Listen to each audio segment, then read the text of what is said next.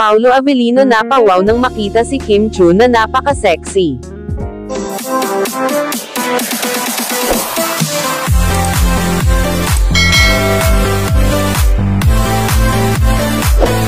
Wala nang mahihiling pa ang aktor na si Paolo Avellino.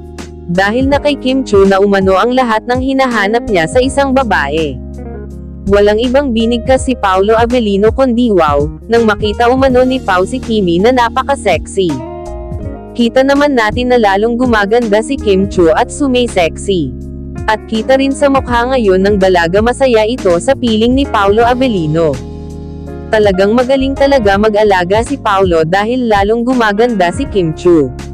Samantala wala pa man kumpirmasyon sa tunay nilang relasyon, tiyak na totoo na ang kanilang pagmamahalan dahil palaging namamataan ang dalawa na magkasama lalo sa bonding nila na mag-exercise. Marami talagang mga fans nila ang kinikilig sa tuwing sila ay nakikitang magkasama. Samantala ayon sa aming nakalap na impormasyon, balak na raw ni Paolo Avellino na mag-propose na kay Kim Chiu sa susunod na taon dahil nais na raw ni Paolo na bumuo na ng sariling pamilya. Gustong-gusto na raw ni Paolo na magsama na sila ni Kim dahil nasa hustong edad na umano sila upang malagay na sa tahimik na buhay. Approved naman raw ito sa anak ni Paolo na si Aki na anak nila ni LJ Reyes. Boto naman raw ito kay Kim Chiu.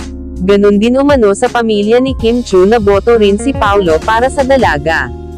Kaya naman nasa dalawa na lang ang desisyon kung kailan nila pag-uusapan ang kanilang kasal. Wala na rin naman silang iisipin dahil pareho na silang may mga ipon, at nagawa na rin nila ang obligasyon nila para sa kani-kanilang pamilya.